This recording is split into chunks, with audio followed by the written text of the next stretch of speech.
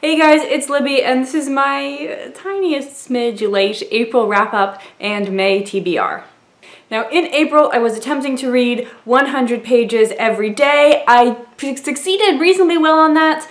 Around Deweys 24-hour readathon, I got kind of slacky because I knew that I'd be able to make up anything that I missed during the readathon, and then I got so far ahead during the readathon that afterwards it didn't really matter. So in the last month, I read 5 novels, 1 graphic novel, 3 audiobooks, and 2 short stories for a total of 11 books, which is a lot. And recently I've been having really long wrap-up videos, 20 minutes long, and those are just a pain to edit. So I'm going to try to keep it brief, and I'm also going to break out and give some of the books I read their own reviews. So I started out with The Mystery of Edwin Drood by Charles Dickens. I listened to the audiobook from LibriVox.org, link in the description. I gave this book 3.5 stars. I don't really like Dickens. Like many of you in high school, I was forced to read some of his works. I had to read Great Expectations, which I kind of skimmed, but seems like it's a decent book, and Tale of Two Cities, which was just awful. But I thought I'd give Edwin Drood a try because it is his last novel and he actually didn't finish it. So you don't even have to read a whole book. And I had seen I think it's BBC, but it might have been ITV miniseries. I'll link the IMDb down there, which does have its own ending. So on the one hand I was spoiled, but on the other hand, nobody knows what ending Dickens was coming up with, so yeah. The problem that I usually have with Dickens is that he just uses too many words, and that his characters are just so obviously caricatures of people he doesn't like. And that gets really dull after a while. But this book wasn't too bad. It had fewer characters than, you're gonna get in a Bleak House or A Tale of Two Cities. And it was relatively short, so if you're going to read a Dickens novel and you're a bit nervous, maybe start out with this one. The next book I read was also an audiobook that I got from LibriVox.org, and that was The Fairy Tales of Charles Perrault.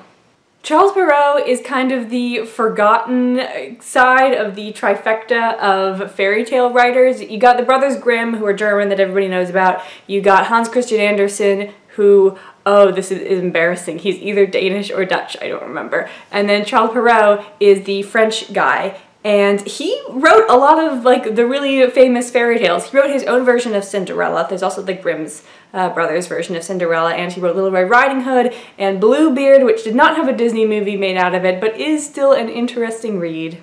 And it's probably in your subconscious somewhere. I gave this book also 3.5 out of 5 stars. Because, as is sort of generally a problem with fairy tales, they don't really have a satisfying conclusion. But I am really glad that I read this book because I then, later in the month, read some fairy tale adaptations, and some of them were based on Perrault fairy tales. But the next thing I read was 2 short stories by George Mann. They are The Hambleton Affair and, what was the other one?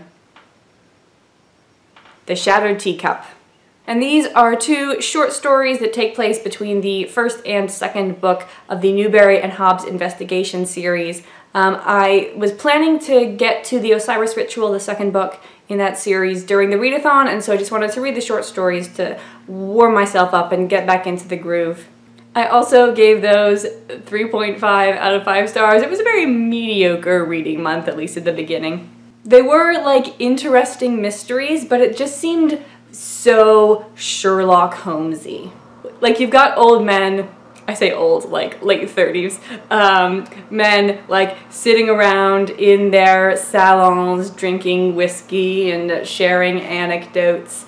And that style is so different than the styles of the novel, which are adventure-y, and there was some steampunk elements in the short stories, but it wasn't super cool.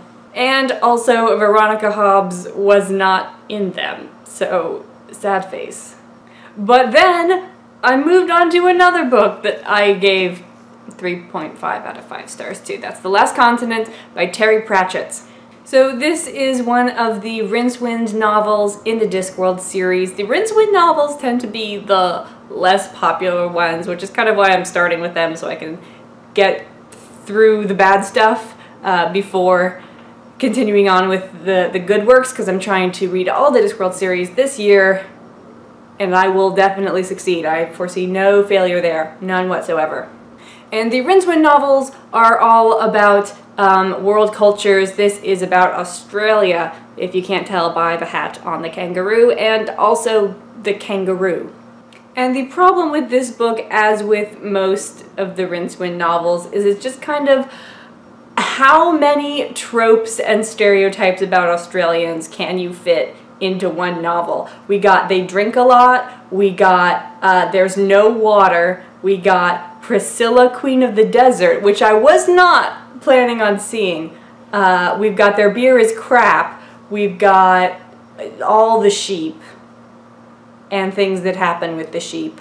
But I went into this novel expecting all of those things. What I didn't expect was like how long it took for the plot to start happening. Like, I feel like the first 2/3 was like exposition, and Rincewind and the other wizards are separated, and so I was kind of expecting them to meet up and for the plot to happen a lot sooner than it did. And so it was a bit pointless and meandering. So not the best Discworld novel, unfortunately. But then I moved on to a good Discworld novel. It's an illustrated novel. It's called The Last Hero. It is by Terry Pratchett, surprise, and I gave it 5 out of 5 stars. So The Last Hero is about the last hero, Cohen the Barbarian. There used to be like classical heroes roaming the disc, and now they're all dead or old men. So the Silver Horde, the last group of very old heroes, are planning to storm the home of the gods and kill them and Armageddon. And the wizards at Unseen University think that this is a bad idea because they do not want Armageddon, so they send Rincewind along with Corporal Carrot or maybe he's Sergeant Carrot at this point, from the Ankh-Morpork City Watch, and Leonard de Quirm, who basically just Leonardo da Vinci, to go stop them. And Rincewind is not keen on this idea, but at this point he has accepted that he is just going to get involved in dangerous adventures, even though he would much rather sit at home in the library shelving books. And the story for this one was good. I liked it. It wasn't amazing. The reason I gave it 5 out of 5 stars was because of the illustrations. Paul Kidby, the illustrator, just nailed pretty much everyone. This is Rincewind right here. You've got Death. There's Cohen. It's glorious. And of course a panorama of the gods themselves. And the only character that I don't think he got quite right was Ponder Stibbins. This is his Ponder Stibbins, who I think just looks exactly like Harry Potter. And maybe that was intentional because Ponder Stibbins is also a wizard, but my Ponder doesn't wear glasses. Does it ever say in the text that he wears glasses? Because I don't think he does. And I don't know, I think he should be skinnier than that and just not the Harry Potter glasses, please. But anyway, fun book. Do not attempt if you have not read any of the Rincewind novels, because this one will confuse you. Then came Deweys 24-hour readathon. I'm going to go over the books I read there very quickly because I also did a readathon wrap-up, which you can watch right now if you click here.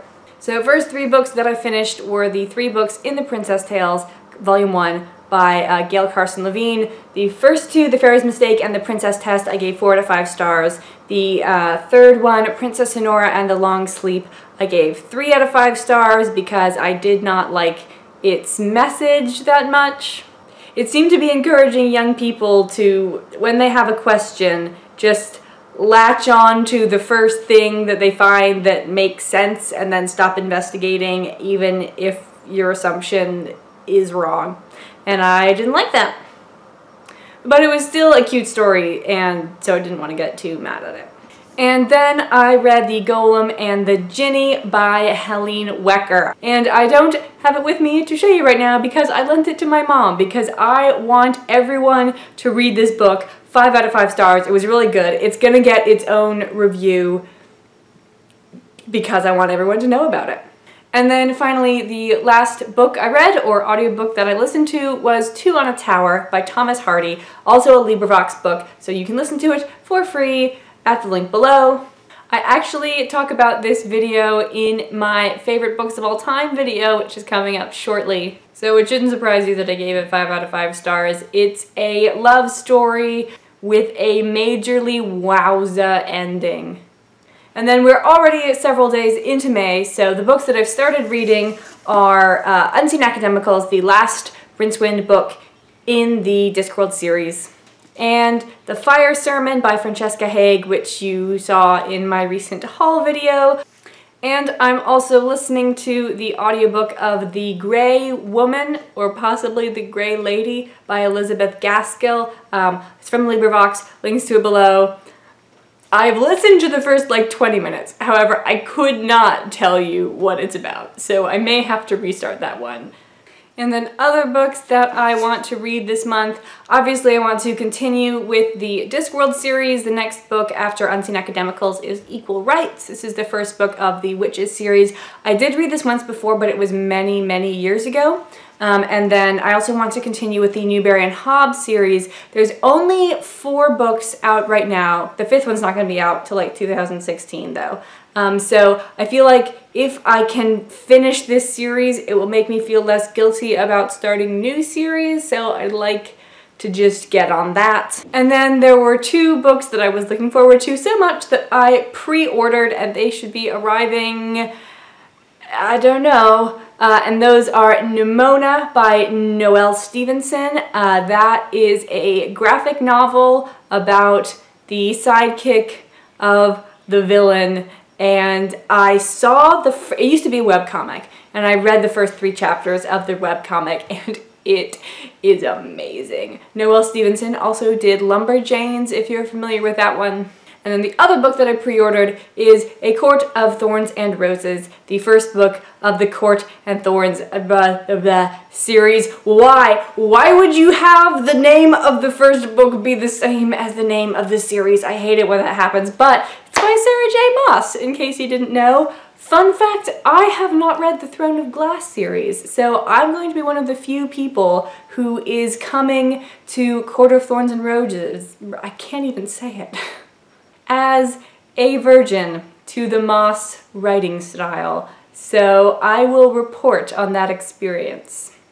So I believe this video has gotten crazy enough. I'm gonna call it a wrap, and I will see you guys soon with a new video.